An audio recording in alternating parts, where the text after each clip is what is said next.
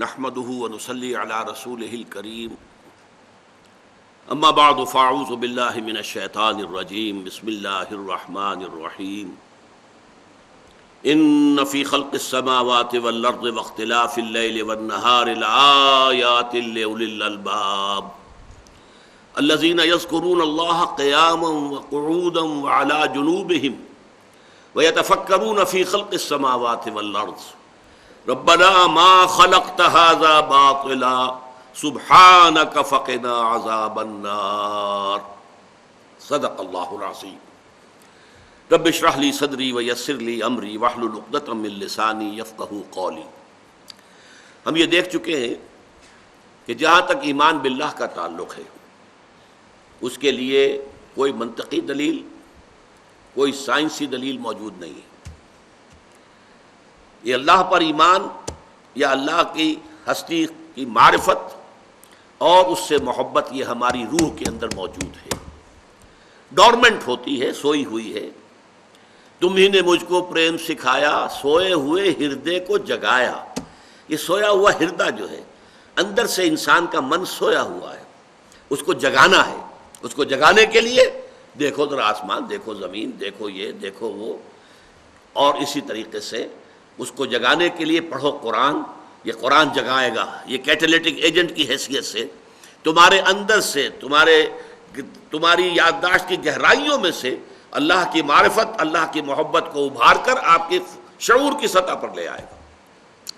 اب اگلا قدم ہے، ظاہر بات ہے کہ یہ پوری ڈور جو ہمیں سلجھانی ہے اس کائنات کی حقیقت کیا ہے، جس کے بارے میں بڑا پیارا شعر کہا ہے اکبر الہ آبادی نے، فلسفی کو بحث میں ہرگز خدا ملتا نہیں۔ میں پچھلے نشست میں عرض کر چکا ہوں، عقل خالص کے ذریعے سے اللہ تک نہیں پہنچ سکتا، بات ختم۔ کہیں کسی وادی میں رہ جائیں گے پھنس کر، وہ ارتیابیت کی وادی ہو اور یا وہ شک کی وادی ہو یا لا ادریت کی وادی ہو۔ یہ در حقیقت فطرت کے حوالے سے جب بات آگے چلتی ہے تو اللہ تک بات پہنچے گی۔ البتہ اس سے آگے اب ایمان بالآخرہ کا معاملہ یہ ہے، اس میں دو چیزیں آئیں گی، ایک فطرت اور ایک منطقی عقلی تقاضا۔ یہاں فرمایا الذین یذکرون اللہ قیاما وقعودا وعلی جنوبہم۔ دیکھیے ان تین الفاظ سے قرآن مجید کے آپ کو وہ روایت یاد آ گئی ہوگی حضرت عائشہ صدیقہ رضی اللہ تعالی عنہ کی، جو میں نے پچھلی نشست میں تفصیلاً آپ کو سنائی تھی۔ آپ کھڑے ہو کر بھی نماز میں روتے رہے، پھر آپ سجدے میں گئے ہیں تو آپ سجدے میں بھی روتے رہے، اور پھر آپ ذرا دیر لیٹے ہیں تو وہاں بھی آپ پر جو وہ طاری رہا ہے، بکا کی کیفیت جو ہے، گریہ طاری رہا ہے، رقت طاری رہی ہے۔ اسی طرح اب یہاں پر الفاظ آ رہے ہیں الذین یذکرون اللہ قیاما وقعودا وعلی جنوبہم۔ جب اللہ کو پہچان لیا تو اب یوں سمجھو کہ یہ الجھی ہوئی ڈور کا سرا ہے جو تمہارے ہاتھ میں آ گیا، یہ سرا اب چھوٹنا نہیں چاہیے ورنہ ڈور کبھی نہیں سلجھے گی۔ وہ شعر بھی پورا میں آپ کو سنا دوں کہ فلسفی کو بحث میں ہرگز خدا ملتا نہیں، ڈور کو سلجھا رہے ہیں اور سرا ملتا نہیں۔ اگر الجھی ہوئی ڈور ہے کوئی، اسے آپ نے سلجھانا ہے تو پہلے سرا تلاش کیجئے، اس کا کوئی ایک سرا آپ کے ہاتھ میں آ گیا تب تو ظاہر بات ہے کہ آپ پوری ڈور کو، وہ جو الجھاؤ ہے اس میں آپ سلجھا لیں گے اسے۔ سرا ہی ہاتھ نہیں آ رہا تو کیسے بات بنے گی؟ تو فلسفی کو بحث میں ہرگز خدا ملتا نہیں، ڈور کو سلجھا رہے ہیں اور سرا ملتا نہیں۔ وہ سرا ہے اللہ کو پہچان لینا۔ ان فی خلق السماوات والارض واختلاف اللیل والنہار لآیات لأولی الالباب۔ ہوش مند لوگوں کے لیے، عقل مند لوگوں کے لیے یہ نشانیاں ہیں۔ ان نشانیوں سے اللہ کو پہچان لیا، اب یہ سرا ہاتھ میں رکھنا چاہیے۔ اب کھڑے بیٹھے لیٹے ہر حال میں اللہ کو یاد رکھو۔ الذین یذکرون اللہ قیاما وقعودا وعلی جنوبہم وَيَتَفَكَّرُونَ فِي خَلْقِ السَّمَاوَاتِ وَالْأَرْضِ، اور وہ تفکر کرتے ہیں، غور و فکر کرتے ہیں آسمان اور زمین کی تخلیق کے بارے میں۔ یہ مقام اس اعتبار سے قرآن کے خوبصورت ترین مقامات میں سے ہے کہ یہاں ذکر اور فکر دونوں کو جمع کیا گیا۔ بدقسمتی سے ہمارے ہاں بہت طویل زمانہ جو انحطاط کا اور زوال کا آیا ہے، اس کا نتیجہ کیا نکلا؟ کچھ ذاکرین ہوتے ہیں، ذکر کرنے والے، لیکن فکر سے آ رہی ہیں، تفکر، فلسفیانہ تفکر، غور و فکر، اس سے انہیں سروکار نہیں. ذکر کر رہے ہیں اس کے اندر جو بھی ہے، محنتیں بھی کر رہے ہیں، ضربیں بھی لگا رہے ہیں، ذاکرین ہیں. یا مفکرین جو ہے وہ ذکر سے محروم ہیں. یہ دو گاڑی کے پہیے جو ہیں علیحدہ ہو گئے تو گاڑی چلے گی کیسے؟ قرآن کہتا ہے یہ دونوں ساتھ ساتھ چلیں. الذین یذکرون اللہ قیاما وقعودا وعلی جنوبہم ویتفکرون فی خلق السماوات والارض. وہ لوگ کہ جو اللہ کو یاد رکھتے ہیں بیٹھے ہوئے، لیٹے ہوئے، کھڑے ہوئے، اور وہ تفکر کرتے رہتے ہیں کائنات کی تخلیق کے بارے میں. وہ ایک نتیجے پر پہنچتے ہیں، ربنا ما خلقت ھذا باطلا، اے رب تو نے یہ پوری تخلیق بیکار، بے مقصد پیدا نہیں کی ہے. سبحانک، تو پاک ہے اس سے کہ کوئی بے مقصد کوئی کام ایسا کرے کہ جس کی کوئی حکمت نہ ہو، کوئی مقصد نہ ہو. فقنا عذاب النار، تو اے اللہ ہمیں بچائیو آگ کے عذاب سے. اس میں جو اصل منطق آئی ہے، جو دلیل آئی ہے، وہ کیا ہے؟ دیکھیے، ہم نے غور کیا عقل کا کام کیا ہے، فطرت کا کام کیا ہے. فطرت نے ہمیں یہ بتا دیا نیکی نیکی ہے، بدی بدی ہے. یہ بھی بدیہیات فطرت میں سے ہے. جیسے ہم فطرت سے اللہ کو جانتے ہیں اور آیات آفاقی و انفسی صرف اس ہماری جو علم ہے سویا ہوا اسے جگانے کا کام کرتی ہے، اسی طریقے سے فطرت میں موجود ہے. فَأَلْهَمَهَا فُجُورَهَا وَتَقْوَاهَا، نیکی اور بدی کی پہچان موجود ہے. انسان کو اس کی ضرورت نہیں ہے کہ اسے پڑھایا جائے، لسٹ دے دی جائے، دیکھو یہ اتنے ہزار چیزیں جو ہیں یہ تو نیکیاں ہیں اور یہ ہزار چیزیں جو ہیں بدیاں ہیں. نہیں، man knows it by his very nature. It is good, it is evil. یہ اچھا ہے، یہ برا ہے. سچ بولنا اچھا ہے، جھوٹ بولنا برا ہے. کیا اس کے لیے کسی منطقی دلیل کی ضرورت ہے؟ منطق سے دلیل دیں گے تو بات کمزور ہو جائے گی، شک پیدا ہو جائے گا. یہاں تو بدیہیات فطرت، جو چیزیں فطرت کی بنیاد پر ہمیں معلوم ہے، on the basis of our nature، ان پر جتنا یقین ہوتا ہے اصلی اعتبار سے کہ ہم اس نیچر کے حوالے سے اسے سمجھے، وہ دلیل اور منطق سے نہیں ہوتا. پائے استدلالیاں چوبی بود، پائے چوبی سخت بے تمکی بود. جو دلائل اور استدلال سے اور منطق سے اور منطقی دلیلوں سے جو ان چیزوں کو لے کر چلتے ہیں تو ان کے پاؤں جو ہیں وہ لکڑی کے بنے ہوئے ہوتے ہیں، اور لکڑی کے پائے جو ہیں وہ بہت کمزور ہوتے ہیں. پائے استدلالیاں چوبی بود اور پائے چوبی سخت بے تمکی بود. لہذا یہ فطرت کی بدیہیات میں سے ہے. چنانچہ ایک بڑی عظیم سورت قرآن مجید کی آپ کو معلوم ہے، آخری پارے میں سورۃ الشمس، والشمس وضحاها والقمر اذا تلاها والنهار اذا جلاها والليل اذا يغشاها والسماء وما بناها والارض وما طحاها ونفس وما سواها فالهمها فجورها وتقواها. 8 قسمیں کھائی ہیں اللہ نے اس صورت کے اندر. اور کس بات پر؟ یہ نفس انسانی جو اللہ نے اس کو بنایا ہے، تیار کیا ہے، یہ اندھا بہرا نہیں ہے. اس نفس کے اندر نیکی کی پہچان بھی ہے، بدی کی پہچان بھی ہے. الہمہا فجورہا وتقواہا، الہامی طور پر اس نفس کو نیکی کی اور بدی کی تعلیم دے دی. قد افلح من زکاہا، نتیجہ کیا نکلے گا؟ جس نے اپنے نفس کو پاک کر لیا برائیوں سے، خرابیوں سے، بدیوں سے، وہ کامیاب ہو جائے گا. وقد خاب من دساہا، اور جس نے اسی گند میں لتھڑے رہا وہ اور اپنے پورے وجود کو، اپنی اخلاقی جو اس کی کا تشخص ہے، اسے برائیوں کے اندر ملوث رکھا، وہ ناکام ہو جائے گا. تو پہلی بات سمجھ لیجئے کہ بدیہیات فطرت میں سے کیا ہے کہ انسان کے اندر نیکی اور بدی کا شعور موجود ہے.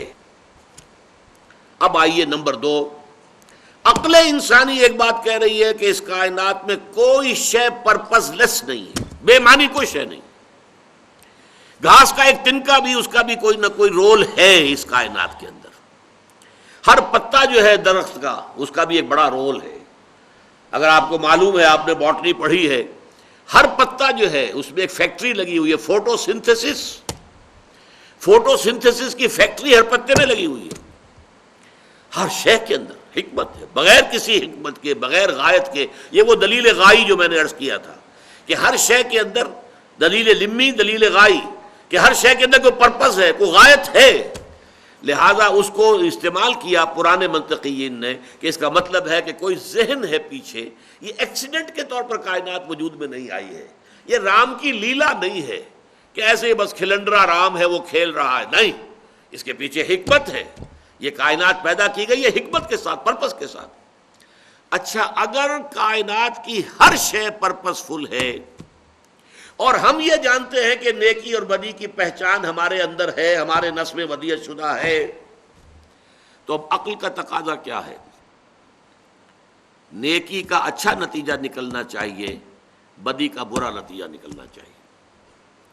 گندم از گندم برویت، جو سے جو، گندم سے گندم پیدا ہوتی ہے نا، جو تو نہیں ہوتا، جو سے جو پیدا ہوگا، گندم تو نہیں ہوگی۔ نیکی سے کا نتیجہ اچھا بھلا نکلنا چاہیے، بدی کا نتیجہ برا، اس کی سزا ہونی چاہیے۔ لیکن مشاہدہ کیا ہے، اس دنیا میں نہ نیکی کا صلہ عام طور پر ملتا ہے، نہ بدی کی سزا ملتی ہے۔ حرام خور عیش کر رہے ہیں، ان کی عزت ہے۔ آج تو کم سے کم یہ ہو گیا معاملہ، پہلے کم سے کم یہ تھا ہمارے معاشرے میں حرام خوروں کی عزت نہیں ہوتی تھی، جس کے بارے میں معلوم ہو گیا سود خور ہے اس سے نفرت ہو جاتی تھی۔ ایک صاحب نے، ہاشمی صاحب تھے کہ جو حیدرآباد دکن میں وہ head of the department of economics رہے تھے، پھر یہاں کراچی میں آ کر ہو گئے، تو ہمارے محاضرات قرآنی میں ایک مرتبہ کراچی میں آئے، انہوں نے کہا کہ مجھے خود یاد ہے ہمارے بچپن میں حیدرآباد دکن کا ماحول یہ تھا کہ جس شخص کے بارے میں یہ معلوم ہو جاتا کہ یہ سودی معاملہ کرتا ہے، اس کے سائے سے بھی لوگ اس طرح ہٹتے تھے، بچتے تھے جیسے بھنگل کے سائے سے بچتے تھے۔ اب آج کل آپ بھنگل کا تصور کر نہیں سکتے، یہ گھروں میں تو لگے ہوئے ہیں آپ کے فلش، وہ جو آتی تھی بیچاری اور سارا گند آپ کے جو ہے وہ پاخانے میں سے اٹھا کر لے کر جاتی تھی، ٹوکری کے اندر کیا ہے؟ گند۔ اب آپ اگر دیکھیں گے کہ بھنگل جا رہی ہے تو سگرا فاصلے پر رہیں گے کہ نہیں رہیں گے؟ بالکل اس طریقے سے انہوں نے کہا کہ سود خور سے لوگ اس طرح بچتے تھے جیسے بھنگل کے سائے سے بچتے۔ آج کیا ہے؟ منکر معروف بن چکا ہے، اب ہر شخص کر رہا ہے۔ یہ حرام خوروں کے لیے آج عزت ہے۔ معلوم ہے کہ ان کے پاس ساری دولت ہیروئن کی ہے یا اسمگلنگ کی ہے، لیکن پھر بھی بڑا آدمی ہے، سلام تو آپ کریں گے اسے، کیا پتا کوئی کام پڑ جائے اس سے، اور نہیں تو اس کے شر سے بچنے کے لیے اسے سلام کرو، گردن جھکاؤ۔ تو یہ صورتحال آج اس دنیا کے اندر ہے۔ اس کا نتیجہ کیا نکلتا ہے؟ کوئی اور زندگی ہونی چاہیے۔ اب دیکھیے یہ منطق ہے، فطرت کی بات کیا تھی؟ نیکی نیکی ہے، بدی بدی ہے، یہ مستقل ویلیوز ہیں، یہ بھی یاد کر لیجئے۔ اسلام کا جو اخلاقی نظام ہے، جو ایتھکس ہے، اس کے اندر لازم یہ ہے کہ نیکی اور بدی کی اقدار پرماننٹ ہے۔ ایسا نہیں ہے کہ نتھنگ از گڈ اور bad, only thinking makes it so, یہ سب بکواس۔ Good is good, bad is bad, یہ ہماری تھنکنگ سے نہیں بنے ہیں، یہ ہیں بالفعل ہیں، مستقل اقدار ہیں۔ نیکی نیکی ہے، بدی بدی ہے۔ اچھا، یہ بات تو فطرت کی ہو گئی، اس کے لیے دلیل آپ نہیں لا سکیں گے۔ جو فطرت کی بات ہے اس کے لیے تو بس فطرت کے اندر جھانکیے، آپ کو محسوس ہو رہا ہے کہ واقعی نیکی نیکی اور بدی بدی ہے، ہاں بات دل یہ کہتا ہے، بس ٹھیک ہے۔ نہیں تو کوئی دلیل آپ نہیں بنوا سکیں گے، دلیلیں دیں گے تو اس میں آپ کا اپنا یقین شاید مزمحل ہو جائے۔ اب اگلی بات کیا آئی؟ اس کائنات میں کوئی شے بیکار نہیں، ربنا ما خلقت ھذا باطلا، بیکار بنایا ہی نہیں تو نے۔ یہ حق کے مقابلے میں باطل آتا ہے، اور عبث کے مقابلے میں ایک ہے حق، جو چیز پرپس فل ہے، نتیجہ خیز ہے، ایک عبث بیکار۔ افحسبتم انما خلقناکم عبثا وانکم الینا لا ترجعون، کیا تم نے یہ سمجھا ہے کہ ہم نے تمہیں بیکار پیدا کیا اور تم ہماری طرف لوٹائے نہیں جاؤ گے؟ اگر یہ جزا و سزا نہیں ہے تو تمہیں کائے کے لیے پیدا کیا ہم نے؟ حیوانوں میں نیکی اور بدی کا شعور نہیں ہے، دے لیو آن انسٹنکٹس، ان کے تو صرف یہ حیوانی جبلتیں ہیں، جبلتوں پر چل رہے ہو، کوئی نیکی اور بدی کا کوئی تصور نہیں ہے۔ تمہارے اندر ڈالا ہے یہ تصور، فَأَلْهَمَهَا فُجُورَهَا وَتَقْوَاهَا، یہ تقویٰ اور فجور کا علم تمہارے اندر الہامی طور پر ودیعت کیا ہے۔ اس کا نتیجہ کہاں نکلتا ہے؟ اگرچہ ہم کوشش کرتے ہیں چور کو سزا دیں، ڈاکو کو سزا دیں، قاتل کو سزا دیں، لیکن آپ کو معلوم ہے قاتل کو سزا ہونا کتنا مشکل کام ہے. یہاں پر قاتل پکڑا جائے، اس پر الزام ثابت ہو جائے، شہادتیں قائم رہ جائیں، پھر فیصلہ ہو. اچھا فیصلہ ہوگا تو کیا ہوگا؟ سولی چڑھا دیں گے آپ؟ یہی کریں گے؟ فرض کیجئے ایک بوڑھے شخص نے ایک جوان انسان کو قتل کیا ہے. بوڑھا آدمی کھا پی چکا، زندگی گزار چکا، اس کے بچے اپنے اپنی جگہوں پر پہنچے ہوئے ہیں.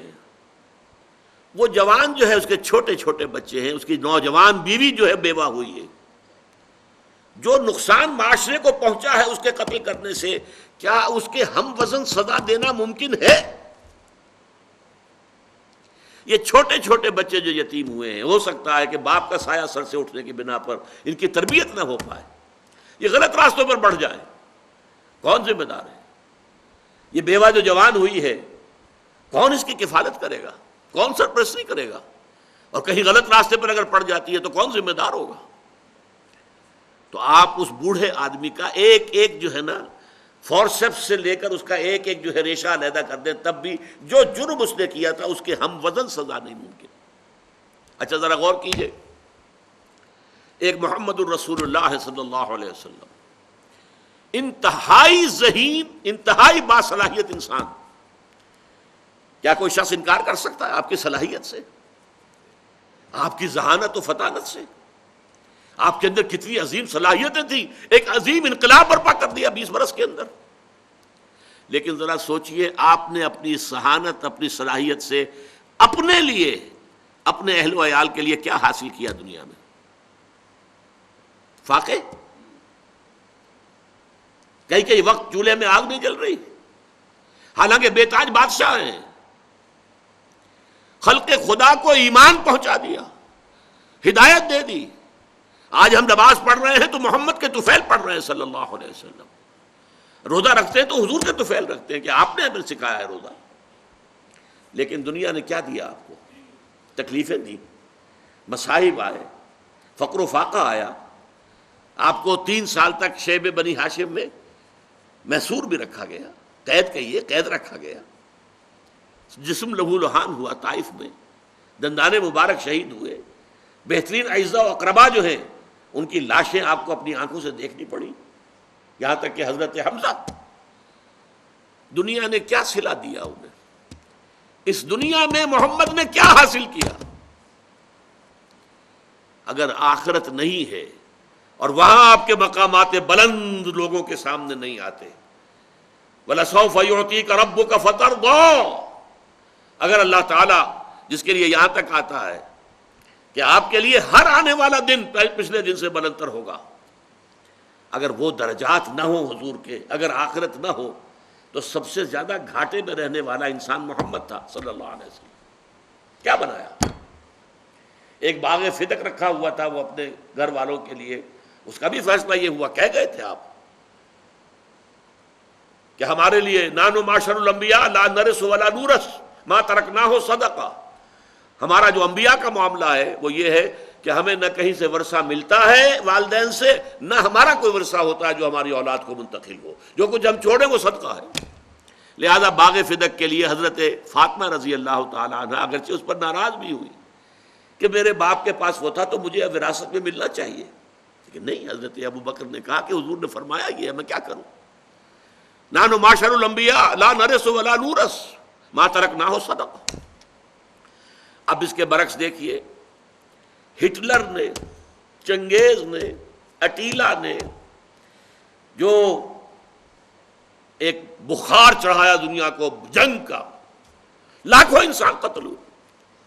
آپ کو معلوم ہے جنگ دوم جو ہے عظیم، جنگ عظیم دوم، کروڑوں انسان قتل ہوئے، کروڑوں جو ہے وہ بچے یتیم ہوئے، کتنی عورتیں بیوہ ہوئی، اور سب ایک شخص کا ذہنی فطور، ایک شخص کا دماغی فساد. ہٹلر، اس نے قوم پرستی کا بخار چڑھا دیا. We are a superior race, we the Germans are a superior race. جیسے آج یہودی کہتے ہیں we are the chosen people of the lord, ہم خدا کے پسندیدہ بندے ہیں، چنیدہ بندے ہیں، منتخب بندے ہیں. ہم ہیں اصل میں انسان. اسی طریقے سے ہٹلر نے کیا.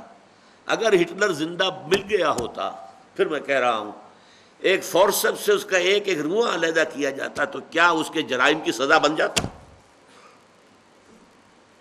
یا مریں گے، لازماً مریں گے.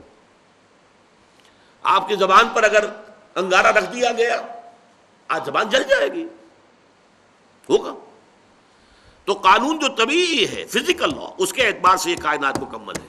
مورل لا کے اعتبار سے یہ نامکمل ہے. مورل نتائج نہیں نکل رہے بلکہ الٹے نکل رہے. لہذا کوئی اور عالم ہونا چاہیے، یہ ہے عقل کا تقاضا، یہ ہے منطق. لیکن جیسا کہ میں نے عرض کیا، ایمان باللہ صرف فطرت کی بنیاد پر ہے، اس میں کسی منطق کو کوئی دخل نہیں. ایمان بالآخرہ میں فطرت جمع منطق دونوں جڑتے ہیں. فطرت کی بات کیا ہے؟ نیکی نیکی ہے، بدی بدی ہے. یہ حقائق ہیں، یہ مستقل ویلیوز ہیں، یہ پرماننٹ ویلیوز ہیں. عقل کا تقاضا کیا ہے؟ یہاں کوئی شے بے مقصد نہیں ہے، بے نتیجہ نہیں ہے، لہذا نتیجہ نکلنا چاہیے. نیکی کا بھلا نتیجہ، بدی کی بری سزا، جو ہم دیکھتے نہیں ملتی. کچھ کوشش کی بھی ہے انسان نے، قانون بنایا، پولیس ہے، فوج ہے، یہ ہے، وہ ہے، عدالتیں، کیا میں اس کی لیمیٹیشنز آپ کو بتا چکا ہوں. ایک بوڑھے آدمی نے ٹریگر ہی دبانا تھا نا صرف، اور کیا کرنا تھا؟ ٹریگر دبایا، مار دیا جوان آدمی کو. اب اس بوڑھے کو آپ پھانسی بھی دے دیں تو کیا اس کے جرم کی سزا مل گئی؟ اس کو اس کے جرم کی ہم وزن سزا نہیں ملی. اور دنیا میں جو خیر کے علم بردار رہے، نیکی کے علم بردار رہے، جنہوں نے اپنی زندگیاں وقف کی، میں نے تو حضور کی سب سے اونچی مثال دے دی. مولانا خواجہ معین الدین اجمیری کی بات کیجئے، 90,000 ہندو ان کے ہاتھ پر ایمان لایا. 90,000. ان کی نیکی کا کون صلہ انہیں دے سکتا ہے؟ وہ صلہ تو ان اجری الا علی اللہ، میرا اجر تو اللہ کے ذمہ ہے، اللہ دے گا. یہاں پر کیا اجر ملے گا اس کا؟ سوکھی روٹیاں کھاتے رہے. بابا فرید گنج شکر رحمت اللہ علیہ پانی میں نمک ڈال کر اسے روٹی کھاتے رہے. آج ان کے گدی نشین عیش کر رہے ہیں، وہ تو دوسری بات ہے، وہ تو نظام ہی اور بدل گیا نا. خود ان کا معاملہ کیا تھا؟ انہوں نے دنیا سے کیا لیا اور دنیا نے انہیں کیا دیا، جبکہ انہوں نے دنیا کو کیا کچھ نہیں دیا. بھلائی دی، نیکی دی، خیر کا راستہ دکھایا، ایمان اور اسلام کے راستے کی دعوت دی. تو معلوم ہوا کہ دوسرا عالم ہونا چاہیے جس میں سزا ملے اور جس میں جزا بھی ملے. جزا و سزا کے دن کا مالک، جیسے سورہ فاتحہ میں ہم پڑھ چکے ہیں، الحمدللہ رب العالمین الرحمن الرحیم مالک یوم الدین. تمام ثنا کل شکر اس اللہ کے لیے ہے جو تمام جہانوں کا مالک اور پروردگار ہے، رحمان ہے اور رحیم ہے، اور جزا و سزا کے دن کا مختار مطلق ہے.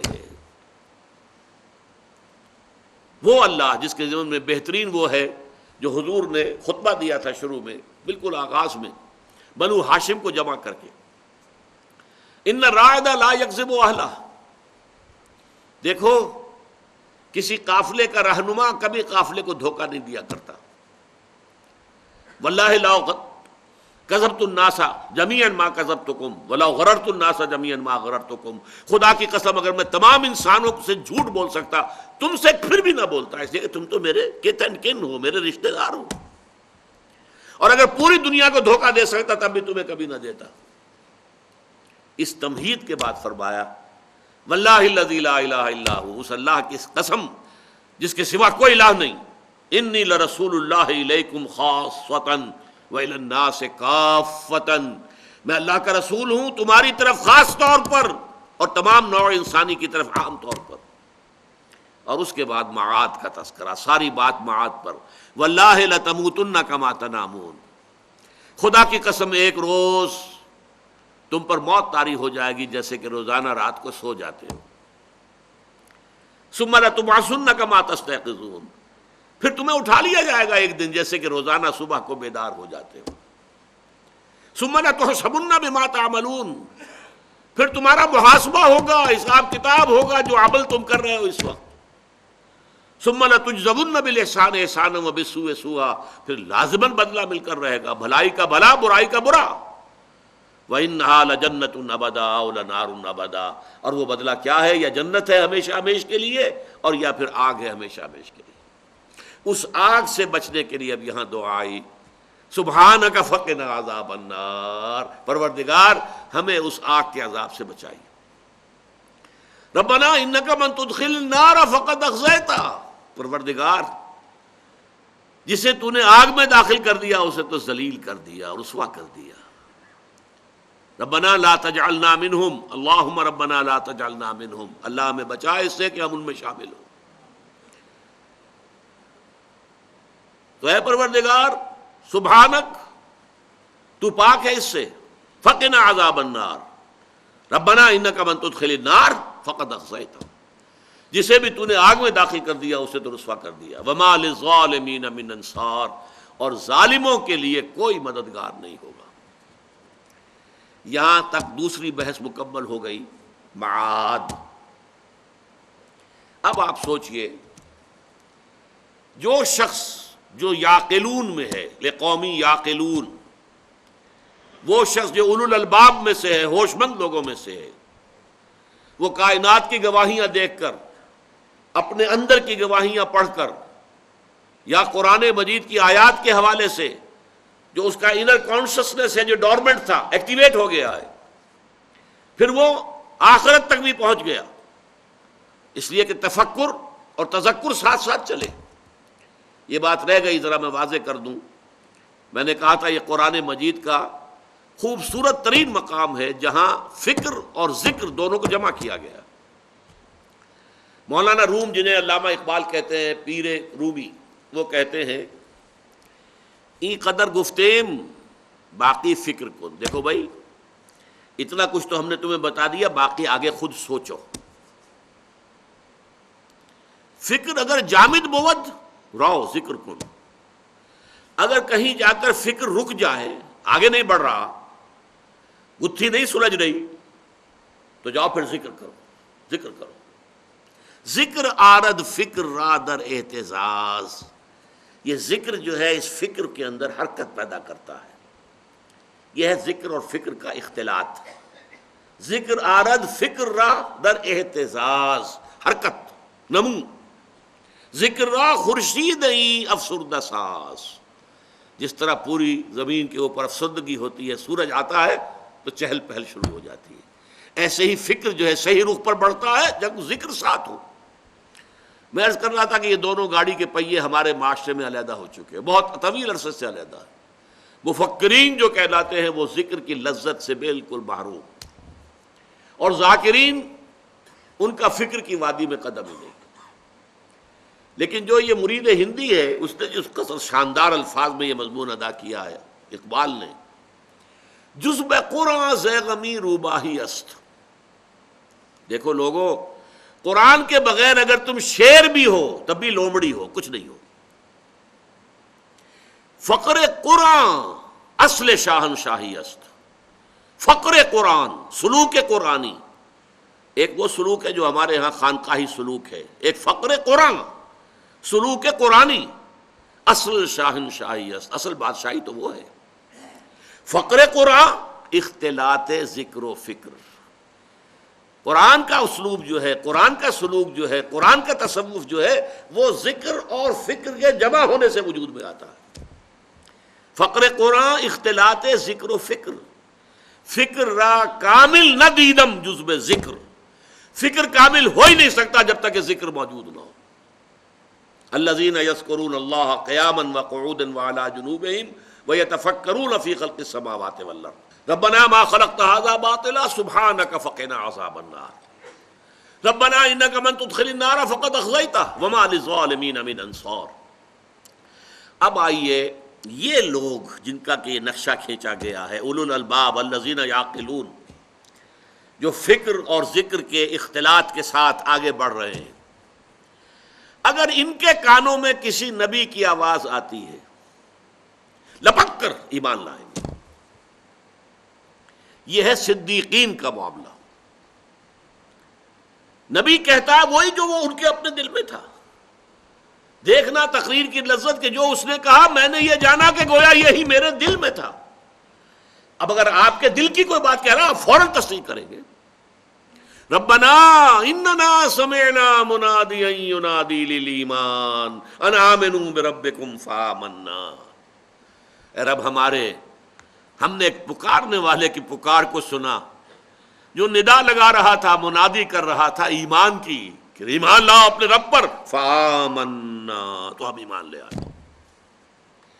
یہ ہے ایمان باللہ، ایمان بالآخرہ یا معاد، اور پھر ایمان بالرسالت. یہ لوگ تصدیق کرتے ہیں اس لیے کہ خود وہاں پہنچے ہوتے ہیں. یہ میں بیان کر چکا ہوں سورہ فاتحہ کے ضمن میں بھی اور سورہ لقمان کے دوسرے رکوع کے ضمن میں بھی. ایسے لوگ ہر معاشرے میں، برے سے برے معاشرے میں، تاریخ سے تاریخ معاشرے میں موجود رہیں گے. مکے کا معاشرہ کتنا تاریخ تھا ہر اعتبار سے، کفر کے اور شرک کے گھٹا ٹوپ اندھیرے.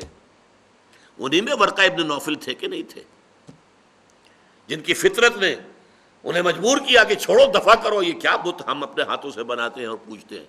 شام گئے اور وہاں جا کر انہوں نے نصرانیت اختیار کی. حضور کی بعثت سے پہلے اصل اسلام کیا تھا؟ نصرانیت، حضرت عیسیٰ کا دین. اور یہاں تک علم حاصل کیا. اس مکے کے رہنے والا ایک شخص ہے کہ جہاں پر انگلیوں پہ گنے جا سکتے ہیں جو لکھنا پڑھنا جانتے ہو، اور وہ شخص جو ہے وہاں سے آیا ہے. کانا یکتب التوراۃ بالعبرانیہ، عبرانی میں تورات لکھا کرتے تھے. ورقہ ابن نوفل وہیں سے نکلے نا. زید ابن عمرو ابن نفیل، یہ میں آپ کو بیان کر چکا ہوں. حضرت سعید ابن زید کے والد خانہ کعبہ کے پردے پکڑ پکڑ کر کہتے تھے اللہ میں صرف تجھے پوجنا چاہتا ہوں لیکن نہیں جانتا کیسے پوجوں. بتائیے ایسے شخص کے سامنے نبی کی پکار آ جائے گی تو دیر لگائے گا وہ اس کو قبول کرنے میں؟ توحید تک وہ پہنچا ہوا ہے، معرفت خداوندی اسے حاصل ہے، تمام بنیادی جو ہے مقدمات پورے ہیں، اب اس کے لیے کیا دیر لگے گی؟ یہاں تو صورت وہی ہوگی جو حضرت ابو بکر صدیق کی ہمارے سامنے آتی ہے.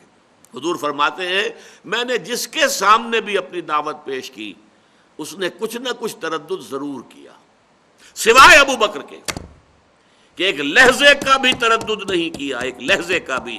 ادھر میں نے بات کہی ادھر فوراً مان دی. اس لیے صدیق، تصدیق کرنے والے، اور اس کی انتہائی بلندی پر فائز. ربنا اننا سمعنا منادیا ینادی للایمان. یہ نوٹ کر لیجئے یہاں پر جو گفتگو ہو رہی ہے وہ اس تقلیدی ایمان کی نہیں ہو رہی. پہلے بھی میں نے اشارہ کیا تھا. وہ ہمیں جو وراثتاً ایمان ملا ہے اپنے والدین سے وہ کچھ اور شے ہے، وہ عقیدہ ہے، وہ ریشیل کریڈ ہے. ہمارا ایک نسلی توارث سے، وراثت سے ہمیں کچھ چیزیں منتقل ہوئی ہیں جو زبان پر ہیں. ہمارے دل کے اندر یقین کا ہونا وہ بالکل دوسری شے. یہ وہ ایمان. اس کے لیے حضرت شیخ الہند رحمۃ اللہ علیہ انہوں نے پہلے دو ایمانیات کو کہا ہے عقلی ایمان. پہلا ایمان ان فی خلق السماوات والارض واختلاف اللیل والنہار لآیات لأولی الالباب، ایمان باللہ. الذین یذکرون اللہ قیاما وقعودا وعلی جنوبہم ویتفکرون فی خلق السماوات والارض ربنا ما خلقت ھذا باطلا سبحانک فقنا عذاب النار. ایمان بالآخرہ، ایمان بالمعاد. یہ دونوں ہیں عقلی ایمان. اپنے عقل سے، غور و فکر سے، فطرت کی بدیہیات پر بنیاد رکھتے ہوئے عقل سے کام لینا. فطرت کے ساتھ جڑ جو ہے وہ آپ کی فطرت کے اندر ہونی چاہیے. پھر یہ عقل کا درخت جو ہے پروان چڑھے، اوپر جائے، یہ ساری چیزیں اس کے ثمرات ہوں گے. اب یہ سمعی ایمان آیا، سنا. ربنا اننا سمعنا منادیا ینادی للایمان ان آمنوا بربکم فآمنا. پروردگار ہم نے سنا ایک پکارنے والے کی پکار کو کہ وہ ایمان کی پکار بلند کر رہا ہے، دعوت دے رہا ہے اپنے رب پر ایمان لاؤ، تو ہم ایمان لے آئے. ربنا فاغفر لنا ذنوبنا، تو اے رب ہمارے گناہوں کو بخش دے. جو بھی خطائیں اب تک ہوئی ہیں، جو بھی ابھی زندگی گزری ہے، جو لغزشیں ہو گئی ہوں، پروردگار معاف فرما دے. یہ غفر جو ہے مغفرت جس سے بنا ہے، اس کا مفہوم سمجھ لیجئے. عربی زبان میں مغفر کہتے ہیں جو لوہے کی ٹوپی فوجی پہنتا ہے. خود پرانے زمانے میں بھی خود ہوتا تھا سر کے اوپر، تلوار کا بار پڑے تو وہ خود کے اوپر رہے، سر پر نہ آئے. تو اسی طرح گناہ کو ڈھانپ لینے والی شے یہ مغفرت ہے۔ اللہ تعالیٰ کی رحمت، جیسے کہ ایک حدیث میں آیا ہے الا ان یتغمدنی ربی برحمتہ، حضور نے فرمایا کوئی شخص محض اپنے اعمال کی بنیاد پر جنت میں داخل نہیں ہو سکے گا جب تک کہ رحمت خداوندی دستگیری نہ کرے۔ کسی صحابی نے بہت ہمت کی، پوچھ لیا کیا آپ بھی؟ فرمایا ہاں میں بھی۔ الا ان یتغمدنی ربی برحمتہ، جب تک کہ میرا پروردگار مجھے اپنی رحمت سے ڈھانپ نہیں لے گا میں بھی داخل نہیں ہو سکوں گا۔ تو یہ ہے مغفرت، فاغفر لنا ذنوبنا، پروردگار ہمارے گناہوں کو بخش دے، وکفر عنا سیئاتنا۔ کفر کا لفظ جو آتا ہے کافر ہے، وہ دبانا اور چھپانے کے معنی میں آتا ہے اصلاً، یعنی فطرت کے اندر سے تو اللہ تعالیٰ کی یاد، اللہ تعالیٰ کی معرفت ابھر رہی ہے، ایک انسان دباتا ہے اسے اپنی خواہشات کی وجہ سے، اپنی جو روایات، آبائی روایات کا پرستار بنا ہوا ان کی وجہ سے، یہ دبانا ہے در حقیقت۔ تو کفر اور اسی سے لفظ کفارہ بنا ہے، آپ سے کوئی غلطی ہو گئی، خطا ہو گئی، گناہ ہو گیا، کفارہ ہو گیا۔ کفارہ جو ہے اس کے اثرات کو دھو دیتا ہے۔ کفر عنا سیئاتنا، پروردگار ہم سے ہماری برائیوں کو دھو دے، ہمارے دامن کردار پر بھی جو برائیاں ہیں تو پاک کر دے، ہمارے دامن کردار کو ان تمام داغوں اور دھبوں سے دھو دے، اور ہمارے نامہ اعمال میں بھی اگر کوئی دھبے ہیں اے اللہ اس نامہ اعمال سے محو کر دے۔ حدیث میں آیا ہے یہ کہ انسان جب گناہ کرتا ہے اس کے نامہ اعمال میں دھبا لگتا ہے، توبہ کرتا ہے تو اس کو مٹا کر اس دھبے کو وہاں نیکی کا اندراج ہو جاتا ہے۔ اگرچہ اس توبہ کی اپنی شرائط ہیں، توبہ صرف زبان سے کہہ دینے سے اتوبو الی اللہ، میں اللہ کی جناب میں توبہ کرتا ہوں، وہ توبہ نہیں ہوتی، توبہ کی شرائط ہے۔ وہ ہمارے اس منتخب نصاب کے تیسرے حصے میں سورہ فرقان کے ضمن میں بڑی تفصیل سے بحث آئے گی۔ توبہ کہتے کسے؟ تسبیح کر لینے سے استغفر اللہ ربی من کل ذنب واتوب الیہ 100 مرتبہ آپ نے پڑھ لیا، یہ توبہ نہیں ہوتی۔ ذکر ہو گیا، اس کا فائدہ ہو جائے گا، اس کا آپ کو اجر اور اس کا ثواب مل جائے گا۔ وَتَوَفَّنَا مَعَ الْأَبْرَارِ، اور رب ہمارے ہمیں وفات دیجو اپنے نیک بندوں کے ساتھ۔ یہ ابرار کی اب آپ جو ہے دوسرا سبق جو ہمارا تھا اس منتخب نصاب کا، وہ لیس البر ان تولوا وجوہکم قبل المشرق والمغرب ولكن البر من آمن بالله واليوم الآخر والملائكة والكتاب والنبيين وآتى المال على حبه ذوي القربى واليتامى والمساكين وابن السبيل والسائلين وفي الرقاب وأقام الصلاة وآتى الزكاة والموفون بعهدهم إذا عاهدوا والصابرين في البأساء والضراء وحين البأس أولئك الذين صدقوا وأولئك هم المتقون۔ یہ جو بندے ہیں اللہ کے، پروردگار ہمارا حشر ان کے ساتھ کیجو، پروردگار ہمیں ان کی رفاقت عطا فرمائی۔ جو سورہ فاتحہ میں ہم نے کہا تھا اہدنا الصراط المستقیم صراط الذین انعمت علیہم، پروردگار ہمیں سیدھے راستے کی ہدایت بخش، راستہ ان کا جن پر کہ تیرا انعام ہوا۔ وہ کون ہے؟ وہ میں بتا چکا ہوں آپ کو سورہ نساء کی ایک آیت کی روح سے، من النبیین والصدیقین والشہداء والصالحین، یہ 4 گروہ ہیں منعم علیہم جن پر اللہ کا انعام ہوا ہے۔ وَتَوَفَّنَا مَعَ الْأَبْرَارِ رَبَّنَا وَآتِنَا مَا وَعَدتَّنَا عَلَى رُسُلِكَ، اور اے رب ہمارے ہمیں وہ سب کچھ عطا کیجو جس کا کہ تو نے ہم سے وعدہ کیا ہے، وعدتنا ہم سے وعدہ کیا ہے، علی رسولک اپنے رسولوں کے ذریعے سے۔ ظاہر بات ہے کہ اللہ سے ہم کلام تو رسول ہوتے تھے، اللہ کے پاس پیغام وحی کا تو رسولوں کے پاس آتا تھا، ہمارے پاس تو نہیں آیا ہے۔ ہم نے رسولوں کے بتائی ہوئی باتوں کی تصدیق کی ہے، تو اے اللہ تو نے اپنے رسولوں کے ذریعے سے جو بھی وعدے اپنے نیکوکار بندوں سے کیے ہیں وہ ہمیں سب عطا کیجو، ولا تخزنا یوم القیامہ، اور ہمیں قیامت کے دن رسوا نہ کیجو، انک لا تخلف المیعاد، واقعہ یہ ہے کہ تو اپنے وعدے کے خلاف نہیں کرتا۔ اس میں پیاری بات کیا آ گئی؟ ہمیں اندیشہ ہے تو یہ ہے کہ ہم ان وعدوں کا مصداق بن سکیں گے یا نہیں، ہم ان شرائط پر عملاً پورے اتر سکیں گے کہ نہیں، کہ جو اب اس ہدایت کا لازمی نتیجہ ہے۔ یہ آخری آیت جو پڑھیں گے انشاءاللہ، اب نیکسٹ جو بھی ہمارا سیشن ہوگا اس میں آئے گا کہ یہ جو ایمان ہے، صدیقین کا ایمان، اس ایمان کا عملی ظہور کس شکل میں ہوتا ہے؟ اس ایمان کا نتیجہ کیا نکلتا ہے کردار میں، شخصیت میں، کیریکٹر میں؟ ان کی پوری جو شخصیت ہے اس کے سر و پا کے اندر کیا چیز نکلتی ہے؟ وہ بعد میں آئے گا۔ ایک ہی آیت جو رہ گئی ہے اس رکوع کی، اس ہمارے سبق کی، تو فرمایا کہ ربنا وآتنا ما وعدتنا علی رسولک ولا تخزنا یوم القیامہ، قیامت کے دن ہمیں رسوا نہ کیجو، انک لا تخلف المیعاد۔ ہمیں یہ اندیشہ نہیں ہے کہ تو اپنے وعدے کے خلاف کرے گا، تو اپنے وعدے کے خلاف نہیں کرتا، لیکن ہمیں اگر شک ہے، اندیشہ ہے تو اس کا کہ شاید ہم ان وعدوں کے مصداق نہ بن سکیں، ہم اس ایمان کے عملی تقاضوں کو اس طور سے پورا نہ کر سکیں جو ہمیں ان وعدوں کا مصداق بنا دے۔ لہذا تو ہمارے کوتاہیوں سے صرف نظر فرماتے ہوئے، ہمارے گناہوں کو بخشتے ہوئے، ہماری خطاؤں سے درگزر کرتے ہوئے ہم سے وہ سارے وعدے پورے کیجو جو تو نے اپنے رسولوں کے ذریعے سے ہم سے کیے۔ بارک اللہ لی ولکم فی القرآن العظیم ونفعنی وإیاکم بالآیات والذکر الحکیم۔